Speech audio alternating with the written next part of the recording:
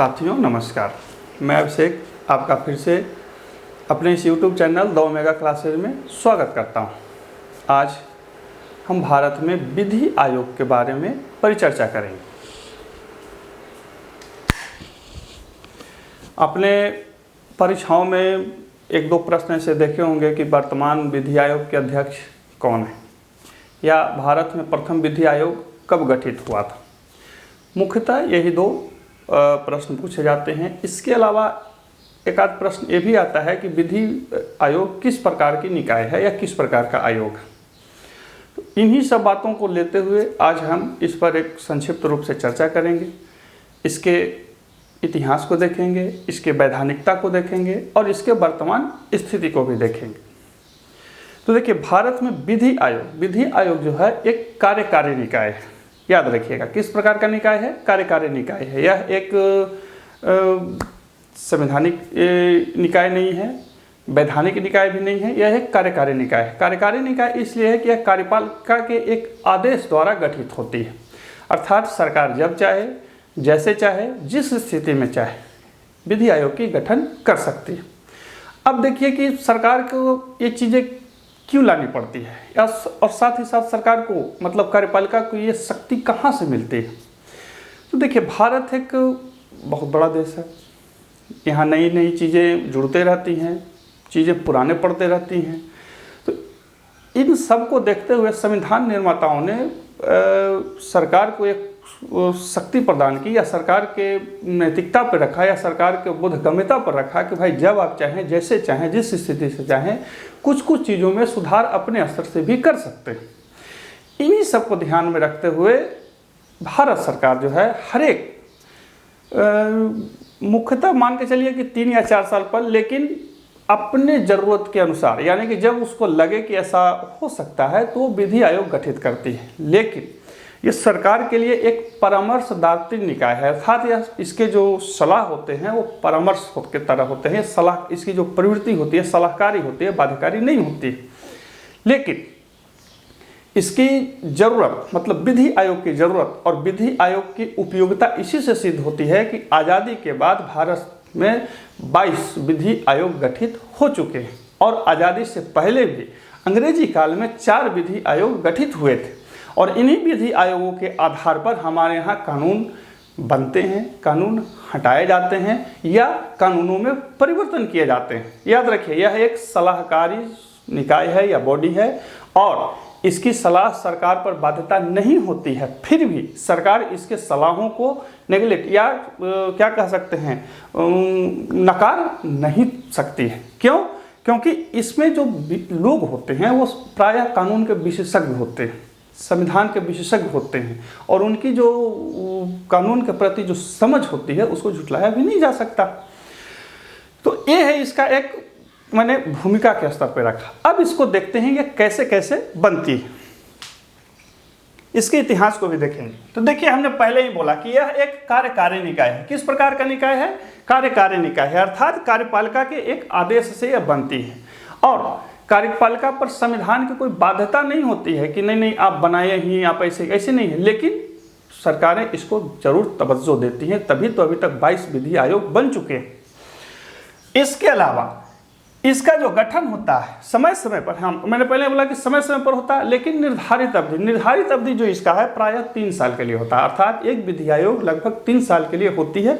अब उसी में कभी कभी एक्सटेंड कर दिया, मैंने बढ़ा दिया जाए तो अलग बात है, लेकिन एक विधि आयोग की कार्यकाल लगभग 3 साल होती है और इसमें जो लोग होते हैं वो कानून के विशेषज्ञ होते हैं। और एक चीज़ और ध्यान रखिएगा कि कानून का विशेषज्ञ मतलब संविधान के ही विशेषज्ञ नहीं, जिस समय माने जिस खास समय में सरकार को जिन खास कानूनों के लिए, जिन खास समस्याओं के लिए, जिन खास कार्य के लिए कानून बनाने की ज़रूरत होती है, उसी के विशेषज्ञ लोगों को इसमें शामिल किया जाता है। मान के चलिए कि अभी भारत अंतरिक्ष में जा रहा है, तो जब कानून बनाया जाएगा अंतरिक्ष के लिए तो उसमें वैसे ही लोग शामिल किए जाएंगे जो संविधान के साथ साथ उस क्षेत्र यानी कि अंतरिक्ष के क्षेत्र के भी थोड़ी बहुत समझ और जानकारी दुनिया भर में के रखते हों। इसके अलावा मान के चलिए कि कोई जनजातीय कानून बनाया जा रहा है या जनजातीय कानून का उन्मूलन किया जा रहा है, कोई भूमि कानून बनाया जा रहा है या कोई भूमि कानून का उन्मूलन किया जा रहा है, तो इस तरह से जब खास कानून आते हैं या कानूनों का उन्मूलन किया जाता है तो उसी क्षेत्र के पारंगत लोगों को इसमें रखा जाता है ताकि कानून जो बने वो सही हो, सही तरीके से हो और साथ ही सबके लिए मान्य भी हो, ताकि बाद में कार्य संचालन में कोई समस्याएं खड़ी ना हो जाए। तो ये जो है क्या है, ये निर्धारित अवधि के लिए होता है तथा यह विधि और न्याय मंत्रालय ये बहुधा पूछ देता है कि ये क्या कहते हैं, विधि आयोग जो है किस मंत्रालय के लिए परामर्शदात्री बॉडी के रूप में काम करती है, तो विधि और न्याय मंत्रालय। अब एक सवाल मन में आ सकता है कि जब भारत में विधि और न्याय मंत्रालय है, मंत्री हैं, उसके अधीन लोग हैं, तो फिर इसकी ज़रूरत क्यों? तो देखिए, कानून बनाना कोई साधारण काम नहीं होते है। कानून क्या होता है, कानून के पीछे शक्ति होती है। मतलब कानून यदि कुछ लिखा गया, कोई कानून लिख दी गई, तो उसके पीछे शक्ति लगाई जाती है कि उस कानून का पालन सुनिश्चित हो। बस समझ रहे हैं, जब कानून विधायिका बनाएगी, जब कानून संसद से बनेगा, तो उसके लागू होने के लिए शक्ति भी होनी चाहिए। और यदि कानून सही है कि नहीं है वो न्यायपालिका देखेगी। तो कानून बनाना कोई साधारण काम होता नहीं है। और इसके अलावा कि हर समय जो समय होता है वो परिवर्तित होते रहता है। वहाँ जो लोग बैठे हुए हैं वो कानून को एक निर्धारित रूप, एक निर्धारित क्या कह सकते हैं, संवैधानिक स्थिति देने के लिए बैठे रहते हैं, साथ ही उसका पालन सुनिश्चित हो इसको देखने के लिए बैठे होते हैं। तो समयाभाव के कारण और साथ ही विशेषज्ञता हासिल करने के लिए सरकार क्या करती है कि आयोग बना लेती है या कुछ ऐसे लोगों की टीम गठित करती है जो संबंधित कानून, मतलब किसी भी क्षेत्र में, एक कोई जरूरी नहीं है किसी भी क्षेत्र में वो जो कानून बनाना है उससे के विशेषज्ञों को बुलाता है, उनके टीम को गठित करता है, उनके सलाह को लेता है और बाद में अपने स्थिति, संवैधानिक स्थिति को देखते हुए उसको मानता है या नहीं मान सकता है, कोई जरूरी नहीं। तो कहने का मतलब हुआ कि विधि और न्याय मंत्रालय अपने कार्य को सटीकता प्रदान करने के लिए इस प्रकार के निकाय से सलाह लेती है और यह सलाह जो होती है परामर्शदाता के रूप में होती है। इनके जो सदस्य होते हैं वो मान के चलिए कि लगभग सब कानून विशेषज्ञ ही होते हैं, लेकिन ये कानून विशेषज्ञ किसी खास क्षेत्र में नहीं होंगे। जिस क्षेत्र के लिए सरकार को जब चाहे, मान के चलिए कि एक दौर में हमारे यहाँ से क्या कह सकते हैं, जमींदारी उन्मूलन कानून चलाया जा रहा था, तो उस दौर में उस समय के जो उस स्थिति के मतलब सामाजिक, आर्थिक, राजनीतिक स्थिति के जो कानून विशेषज्ञ होंगे उनकी सलाह ली गई होगी। आज स्थितियाँ बदल चुकी हैं। आज देखिए कि क्या कह सकते हैं, इंटरनेट आ गई है, आज अंतरिक्ष मामले आ रहे हैं। तो इस तरह के चीज़ों के लिए, इसके अलावा बहुत सी ऐसी भी चीज़ें हैं जो नई नई तकनीक के साथ जुड़ते जाती हैं, तो उनके पर भी कानून बनाया जाता है। जैसे सरगोशी वाला मामला है तो उस पर भी कानून बनाना है। तो जब जिस स्थिति की ज़रूरत होती है, जब जिस प्रकार के कानून बनाने की ज़रूरत होती है, तो उसी प्रकार के विशेषज्ञों को लाया जाता है, रखा जाता है और उनके विशेषज्ञता का अनुभव प्राप्त किया जाता है और साथ ही उसको संविधान के साथ जोड़ करके फिर कानून को बनाया जाता है। तो ये है हमारा विधि आयोग। विधि आयोग के बारे में ध्यान रखेंगे, यह कार्यकारी निकाय है जो सरकार के आदेश से बनती है और यह इसका गठन समय समय पर, खास जरूरी नहीं है कि हर 5 साल पर होगा, समय समय पर निर्धारित अवधि, किस अवधि के लिए, निर्धारित अवधि के लिए होता है और यह अवधि प्रायः 3 साल की होती है। और यह विधि एवं न्याय मंत्रालय के लिए परामर्शदाता संगठन के रूप में काम करता है और इसके सदस्य जो होते हैं प्रायः कानून के विशेषज्ञ होते हैं। अब देखिए, अब ये कहाँ से आया? क्या भारत सरकार ने आज़ादी के बाद अपने आप शुरू किया? नहीं, इसका भी इतिहास है। इसका इतिहास होता है हमारे यहाँ भारत सरकार के क्या कह सकते हैं हम अंग्रेजी राज के सुदृढ़ीकरण के बाद से। जब अंग्रेज भारत में पूरी तरह से फैल गए और उन्होंने समझ लिया कि अब भारत पे हमें संहिताबद्ध स्थिति से शासन करना है, तो उन्होंने विधि आयोग गठन किया। तो इसका मतलब यह हुआ कि ये अंग्रेजी राज की अवशेष देन है, यानी कि अंग्रेजी राज की देन है विधि आयोग। और भारत में प्रथम विधि आयोग जो था 1833 के चार्टर एक्ट के तहत 1834 में बना था। कब बना था? 1834 में। इससे परीक्षाओं में प्रश्न नहीं पूछेगा, यह सिर्फ हम आपको इतिहास की दृष्टि से बता दे रहे हैं। प्रथम विधि आयोग जो था भारत में कब बना था? 1834 में। 1833 के चार्टर एक्ट के तहत सरकार जो थी वो बनाई थी और उसके जो अध्यक्ष थे लॉर्ड मैकाले थे, वही प्रसिद्ध लॉर्ड मैकाले जिनका आपने नाम बहुत सुना होगा।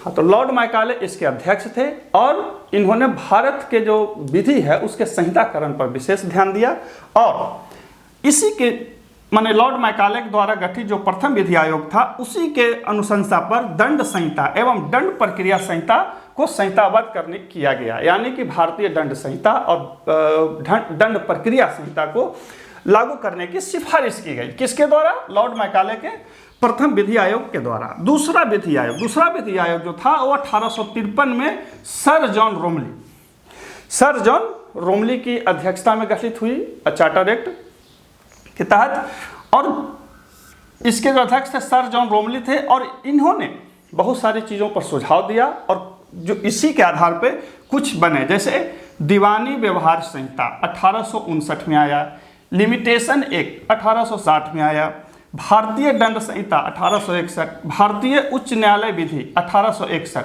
इन्हीं दोनों, याद रखिएगा, इसने सिफारिश की थी, इसने भी सिफारिश की थी, इन्हीं दोनों आयोगों के अनुशंसा पर ये सब चीज़ें भारत में बनाई गई। अंग्रेजी भारत आपने पढ़ा होगा, भारतीय दंड संहिता 1861। बहुत बार राजनीतिज्ञों को, कानून विशेषज्ञों को, खास करके पुलिस के जो लोग होते हैं उनको सुना होगा, क्या ये तो दंड प्रक्रिया संहिता इतनी पुरानी है, इसमें सुधार नहीं लाई गई है।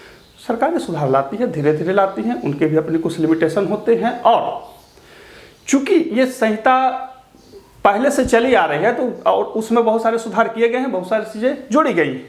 एकाएक कानून में बदलाव नहीं होता। एकाएक कानून में बदलाव करने का मतलब ये होता है कि आप पुरानी सारी चीज़ों को एक ही बार में हटा दीजिए। ये चीज़ सही नहीं होती है, याद रखिए, लोकतांत्रिक विधि में ये सब चीज़ें सही नहीं होती। एक हमारे पड़ोसी देश हैं, वहाँ पे क्या किया गया कि पुराने सारे कानून को हटा करके नया संविधान ला दिया गया। आज तक उनके यहाँ संविधान नहीं आ पाई, खोजते रहिएगा गूगल में बैठ के। तो दूसरा विधि आयोग 1853 में बना सर जॉन रोमली की अध्यक्षता में, और इन दोनों माने प्रथम एवं द्वितीय विधि आयोग के सिफारिश पर ही दीवानी व्यवहार संहिता 1859 में बनी, लिमिटेशन एक्ट 1860, भारतीय दंड संहिता यानी कि दंड संहिता और दंड प्रक्रिया संहिता के अनुशंसा 1834 में भी हुआ था, तो 1861 में भारतीय दंड संहिता और भारतीय उच्च न्यायालय विधि 1861 में बनी। तीसरा विधि आयोग जो था 1861 में सर जॉन रोमली की अगुवाई में बनी। दूसरे और तीसरे के जो विधि आयोग के जो अध्यक्ष थे वो सर जॉन रोमली ही थे और इन्होंने कहा कि कानून का संहिताकरण होना चाहिए, कानून का संहिताकरण होना चाहिए और भारतीय मूल्यों के आधार पर भी होना चाहिए। ठीक है, कानून अंग्रेजी ही रहेंगे लेकिन भारतीय मूल्यों के अधीन होना चाहिए, भारतीय मूल्यों के साथ होना चाहिए, ताकि भारतीय लोग उसको पचा सके और उसके अनुरूप व्यवहार कर सके। इसके बाद चौथा विधि आयोग, एक अंग्रेजी राज्य में गठित अंतिम विधि आयोग था। चौथा विधि आयोग 1879 में गठित हुआ। व्हिटनी स्टोक्स इसके अध्यक्ष थे। कौन थे? व्हिटनी स्टोक्स के साथ बना और इन्होंने कहा कि विधियों का अंग्रेजीकरण होना चाहिए, अर्थात विधि अंग्रेजी ही रहे, अंग्रेजी कानून ही रहे, लेकिन उसको भारतीयता का पुट दे दिया जाए ताकि कहीं कोई दिक्कत न हो। और इन्हीं सब आयोगों के सिफारिश के आधार पर कालांतर में जो अंग्रेज कानून लाते थे वो भारतीय लोगों के लिए अंग्रेजी, क्या कह सकते हैं, अंग्रेजी छतरी के नीचे भारतीय लोगों के लिए नए नए कानून बना के लाते थे। हालांकि अंग्रेजों का कानून बनाने का मूल उद्देश्य भारत में सुव्यवस्था लाना नहीं था, कभी भी उनका उद्देश्य नहीं था। हमेशा उनका उद्देश्य था कि ऐसी व्यवस्था यहाँ बना के रखी जाए कि ये लोग अस्त व्यस्त रहें और हमारे जाने के बाद भी अस्त व्यस्त रहें। खैर ये इतिहास का मामला है और इतिहास की समझ की मामले है। हमने इसको क्या कहते हैं, विधि आयोग के इतिहास के बारे में आपको संक्षेप में जानकारी दे दी। पहला 1834 लॉर्ड मैकाले, दूसरा 1853 सर जॉन रोमली, तीसरा 1861 में भी सर जॉन रोमली, चौथा जो था 1879 में व्हिटनी स्टोक्स के अध्यक्षता में बनी। तो ये 4 विधि आयोग थे जो भारत के अंग्रेजी राज में बने। इन्हीं के बाद इनके जो क्या कह सकते हैं अनुभवों को देखते हुए भारत सरकार ने कालांतर में अपने प्रथम विधि आयोग को गठित किया। हालांकि अभी तक 22 विधि आयोग गठित हो गए हैं, तो उतना नहीं ध्यान देना, हमें प्रथम और अभी जो चल रहा है उस पर ध्यान देंगे और इन्हीं के साथ समझेंगे कि ये कानून बनाने में कैसे सरकार की मदद करते हैं। अब देखते हैं इसके अन्य और पहलुओं को। तो अभी हमने इसका इतिहास और जरूरत और स्थिति को देखा। ऐसे अनुच्छेद 372 कानूनी शक्ति यदि बोला जाए तो अनुच्छेद 372 यह कहता है कि वर्तमान विधियों का बने रहना, अर्थात जो भी विधि हैं वो तब तक बने रहेंगे जब तक उपयुक्त शक्तियुक्त संस्था यानी कि संसद या विधायिका या जो भी संस्था है उसको निरस्त न कर दे या उसको आगे बने रहने के लिए घोषित न कर दे। ये अनुच्छेद 372 कहता है। इसी के आधार पर और इसके क्या कहते हैं कानूनी उपलब्धता को देखते हुए और ज़रूरतों को समझते हुए भारत में विधि आयोग बनते रहे हैं। ये हमने इसके क्या कह सकते हैं अनुच्छेदीय विशेषता को बतलाया। अनुच्छेद 372 अभी तक कुल 22 विधि आयोग बने हैं, जिनमें प्रथम विधि आयोग जो था वो 1955 में बना था। तत्कालीन समय के जितने भी राजनीतिक बुद्धिजीवी थे उनका मानना था कि अंग्रेजी राज में बहुत सारे ऐसे कानून बने हैं जिसकी कोई ज़रूरत नहीं है, कोई मतलब नहीं। और जो कानून बनाए जाते थे वो क्या कह सकते हैं विशेषता के आधारित पर बनाए जाते थे। मान के चलिए कि कोई वर्ग विशेष है तो उसको विशेष हित रखा गया, कोई बेचारा कमज़ोर है तो उसको कमज़ोर ही मान लिया गया। तो मैंने पहले ही बोला कि अंग्रेज जो थे वो कानून हमारे उन्नति के लिए नहीं बनाते थे, वो सिर्फ अपने व्यवस्था को बनाए रखने के लिए, फूट डालने के लिए, और फूट ऐसा डाल के रखते थे कि उनकी व्यवस्था में कोई गड़बड़ी न हो, इस उद्देश्य से कानून बनाया करते थे। हालांकि भारत में यह एक माने अंग्रेजी भारत में या भारत के इतिहास में यह एक नई स्थिति थी कि जब कानून बनाने वाले लोग कोई और थे, कानून पालन करवाने वाले लोग कोई और थे, और साथ ही लोग बदल जाते थे, कानून नहीं बदलते थे। ये ध्यान रखें। तो पहला विधि आयोग जो था वो 1955 में बना। इसका कार्यकाल था 1958 में, और इसके जो अध्यक्ष थे वो MC सीतलवाड़ थे। ये ध्यान रखेंगे, परीक्षाओं में बहुधा ये पूछा जाता है कि प्रथम विधि आयोग के अध्यक्ष कौन थे, तो MC सीतलवाड़ थे, और ये भारत के पूर्व अटॉर्नी जनरल थे। और जानकारी के लिए बता दूं कि वर्तमान में आपने समाचार पत्रों में तीस्ता सीतलवाड़ का नाम सुना होगा, जो समाज सेविका हैं या समाज सेविका के नाम से अपने आप को रखती हैं, सामने रखती हैं, वो उन्हीं के पूर्वज थे। ठीक है, शायद नाना या दादा थे। तो प्रथम विधि आयोग कब गठित हुआ था? 1955 से 1958 में इसका कार्यकाल था, गठित हुआ था 1955 में, और इसके अध्यक्ष जो थे वो MC सीतलवाड़ थे। और तब से अब तक कुल 22 विधि आयोग बने हैं। ध्यान दीजिए, हमने पहले ही बोला कि यह कार्यकारी लेकिन सलाहकारी निकाय है, और एक ऐसी सलाहकारी निकाय है कि इसके अभी तक कुल 22 आयोग बन चुके हैं। यानी कि इसकी जो सलाह होती है सरकार को बहुमूल्य ज्ञान देती है, और उन्हीं ज्ञान के आधार पर विधायिका है या संसद जो है कानून बनाती है। एक चीज़ ध्यान दीजिए कि हमारे यहाँ जो सिस्टम चलता है उसमें दो लोग होते हैं, एक राजनीतिक होते हैं और एक ब्यूरोक्रेसी के लोग होते हैं या विशेषज्ञ लोग होते हैं। दोनों में मूलभूत अंतर होता है। जो राजनीतिक होते हैं वो लोकतांत्रिक प्रक्रिया में से आने वाले जो राजनीतिक होते हैं वो लोकतांत्रिक होते हैं, स्वभाव से विचार से लोकतांत्रिक होंगे। वो पावर को शेयर करते हैं, बात समझ रहे हैं, वो पावर को शेयर कर देते हैं। जैसे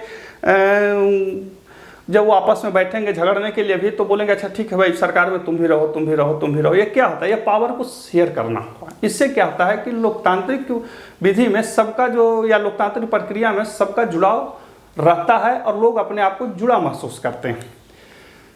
जो नौकरशाही होती है वो कानून पालन करने के लिए संकल्पित होती है और कानून के अनुसार ही देश चले, वो ये सुनिश्चित करती है। याद रखिए, कानून के अनुसार ही देश चले यह सुनिश्चित करती है नौकरशाही। तो अब कहिए कि दोनों में अलग क्या है, दोनों में एक क्या है? तो दोनों में कोई बहुत ज़्यादा आपको दिमाग लगाने की जरूरत नहीं है क्या अलग है क्या एक है। जो लोकतांत्रिक राजनीति में जो राजनीतिक होते हैं उनके पास जनता के समस्याओं का मूल अनुभव होता है। क्या अनुभव होता है? मूल अनुभव होता है। और साथ ही जो नौकरशाही के लोग होते हैं वो अपने कानून के जानकार तो होते ही हैं और क्या कह सकते हैं विधि व्यवस्था के जानकार तो होते ही हैं, लेकिन कानून की प्रक्रियाओं के पालन करवाने में जो व्यवहारिक समस्याएं उत्पन्न होती है उसके वो जानकार होते हैं। बात समझ रहे हैं? कानून बना, कानून कौन बनाएंगे? विधायक लोग बनाएंगे, सांसद लोग बनाएंगे। उनको सभी विषयों का लगभग जमीनी स्तर पर जानकारी होती है, लेकिन जब कानून पालन किया जाएगा तो उसमें क्या क्या समस्याएं आएंगी उसकी जानकारी किनको होगी? नौकरशाही की होगी। तो दोनों एक दूसरे के अनुभव का लाभ प्राप्त करते रहते हैं और इसीलिए इन अनुभवों को प्राप्त करने के लिए आयोग बनाए जाते हैं जिसमें सभी प्रकार के लोग बैठा करते हैं। कोई भी जो बड़ा से बड़ा लोकतांत्रिक देश होता है या दावा करता है, वो बिना सभी के अनुभवों को प्राप्त किए हुए कानून नहीं बना सकता। अंग्रेजी राज में यही प्रॉब्लम थी, वो लंदन में बैठ के कानून बनाते थे और भारत में थोप दिया करते थे। 2-4-10 भारतीयों को जिनको बुलाते थे वो सिर्फ यस मैन होते थे, उनको ना कुछ समझ में आती थी या ना कोई समझने का जरूरत भी महसूस करते थे। लेकिन आज़ाद भारत में ये सब चीज़ें बदल गई। तो अब तक कुल 22 विधि आयोग बने हैं। पहला 1955 से 58, अध्यक्ष कौन थे? MCC तलवार। 22वां विधि आयोग जो बना है वो 21 फरवरी 1920 को एक सरकारी आदेश के द्वारा बनाया गया और इसका जो कार्यकाल था 23 तक ही था, लेकिन 31 अगस्त 2024 तक इसको बढ़ा दिया गया। कारण बढ़ाने का यह था कि ये जो अपने कार्य कर रही थी वो पूरा नहीं हो पाई थी, उसको कुछ समय चाहिए था अपने कार्य को खत्म करने के लिए। अब इन्हें क्या कार्य दिया गया है? इनको जो मुख्य कार्य दिया गया था, किसको? 22वां विधि आयोग को। 22वां विधि आयोग को जो मुख्य कार्य दिया गया है वो अप्रासंगिक कानूनों को देखना और उन्हें निरस्त करने की जिम्मेदारी दी गई है। आपको ध्यान होगा कि अभी भारत में जो राजनीतिक लोग थे, जो विशिष्ट पार्टियों के, वो बयान दिया करते थे कि भारत में बहुत सारे ऐसे कानून हैं जो सही नहीं हैं, उन्हें खत्म करना चाहिए। माननीय प्रधानमंत्री भी का भी इस ओर बहुत ध्यान था। तो उन्होंने इसी को उद्देश्य में रखते हुए एक 22वां विधि आयोग को एक कार्य सौंपा है कि आप उन कानूनों को पहचान कीजिए, उन कानूनों पर शोध कीजिए जो अब अप्रासंगिक हो चुके हैं, अब जो कोई ज़रूरत नहीं, उनको लाइए और उनको हटाइए ताकि नए कानूनों को लाया जा सके और पुराने जो खत्म हो चुके हैं, जिनका कोई मतलब नहीं, उसको हटाया जा सके। यानी कि 22वां विधि आयोग का मुख्य कार्य जो है अप्रासंगिक कानूनों की पहचान कर उन्हें निरस्त करने की सिफारिश करना है। परीक्षाओं में जब वो कथन अकारण में पूछे तो ध्यान रखेंगे। अब देखिए 22वां विधि आयोग के अध्यक्ष कौन है? तो ये सेवानिवृत्त जज हैं ऋतुराज अवस्थी। क्या है ये? श्री न्यायमूर्ति ऋतुराज अवस्थी। ये इनका जो पद ग्रहण किए वो 9 नवंबर 2022 को किए और ऋतुराज अवस्थी रिटायर्ड जज हैं और इन्होंने 22वां विधि आयोग के अध्यक्ष के रूप में शपथ ली। यानी कि 22वां विधि आयोग के अध्यक्ष कौन है? सेवानिवृत्त जज रिटायर्ड ऋतुराज अवस्थी। देखिए 22वां विधि आयोग में सदस्य कौन कौन होंगे? देखिए सदस्य के लिए मैंने पहले ही बताया कि ऐसा कोई बाध्यता नहीं है कि कितने सदस्य रखेंगे जाएंगे, किनको रखा जाएगा और किस लिए रखा जाएगा, ये तो पता है। लेकिन कोई ऐसी सरकार पर बाध्यता नहीं है कि किन किन लोगों को रखें, कैसे रखें, कहाँ के लिए रखें, कैसे करें, ये सब कुछ नहीं।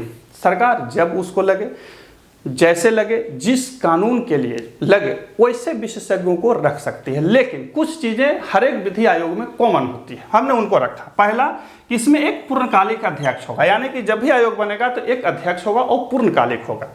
इसके अलावा इसमें एक सचिव तथा 4 पूर्णकालिक सदस्य होते हैं। एक सचिव होगा, न्याय विधि मंत्रालय का जो सचिव होता है इसका पदेन सदस्य होता है और 4 पूर्णकालिक सदस्य होते हैं। जो पूर्णकालिक सदस्य होते हैं इसमें भी ये कोई जरूरी नहीं है कि जज ही होने चाहिए, वकील ही होने चाहिए, कोई मतलब नहीं है। मतलब यह है कि जिस विधि पर, जिस विधान पर इनको शोध करना है, शोध करवाना है, उसी के विशेषज्ञों को ये लोग रखते हैं। कानून एवं विधि मंत्रालय का सचिव इसका पदेन सदस्य होता है, हमने पहले बोला। तो ध्यान रखेंगे इसमें एक पूर्णकालिक अध्यक्ष होगा, एक सचिव होगा, 4 पूर्णकालिक सदस्य होते हैं। कानून एवं विधि मंत्रालय का सचिव इसका पदेन सदस्य होता है और अंशकालिक सदस्यों की संख्या 5 से अधिक नहीं होगा। यानी कि जो अंशकालिक सदस्य होंगे, यानी कि जिनके अनुभव को लाभ लेने के लिए या जिनके विशेषज्ञता को क्या कह सकते हैं, विशेषज्ञता को, अनुभवों को प्राप्त करने के लिए बुलाया जाता है, रखा जाता है, उन्हें अंशकालिक सदस्य बोला जाता है और इनकी भी संख्या 5 से अधिक नहीं होगी। यानी कि ऐसा नहीं है कि आयोग बना और 200-400 आदमी को बुला लिया, नहीं, 5 ही अंशकालिक सदस्य होंगे और जिस पर विधान बनाना है उसी के ये होंगे। तो ये था हमारा विधि आयोग। अब देखिए 21वां विधि आयोग। 21वां विधि आयोग से भी कभी कभी प्रश्न पूछ लेता है, चूंकि पीछे का है। तो 21वां विधि आयोग जो था वो 2015 से 18 कार्यकाल था, यानी कि 2015 में गठित हुआ था, 18 में इसका कार्यकाल खत्म हो गया और न्यायमूर्ति सुप्रीम कोर्ट के रिटायर्ड जज थे बलवीर सिंह चौहान। सुप्रीम कोर्ट के रिटायर्ड जज बलवीर सिंह चौहान इसके अध्यक्ष थे। किसके? 21वां विधि आयोग के। 21वां विधि आयोग का कार्यकाल था 2015 से 18। सुप्रीम कोर्ट के रिटायर्ड जज न्यायमूर्ति बलवीर सिंह चौहान इसके अध्यक्ष थे। ठीक है, तो इसको ध्यान रखेंगे कि 22वां विधि आयोग का जो कार्य है क्या है? अप्रासंगिक कानूनों की पहचान कर उन्हें निरस्त करने की सिफारिश करना। ऋतुराज अवस्थी इसके अध्यक्ष हैं और इसका कार्यकाल 31 अगस्त 24 तक बढ़ाया गया है। और इसका गठन यानी कि 22वां विधि आयोग का गठन 21 फरवरी 2020 को हुआ था। और 22वें विधि आयोग के लिए जो हमने लिख रखा और साथ ही कॉमन है, ये सब में रहेंगे लगभग, तो इसमें एक पूर्णकालिक अध्यक्ष होंगे, एक सचिव होंगे, 4 पूर्णकालिक सदस्य होंगे। कानून एवं विधि मंत्रालय का सचिव इसका पदेन सदस्य होता है। साथ ही इसमें 5 अंशकालिक सदस्य होंगे, 5 से ज़्यादा अंशकालिक सदस्य नहीं होंगे।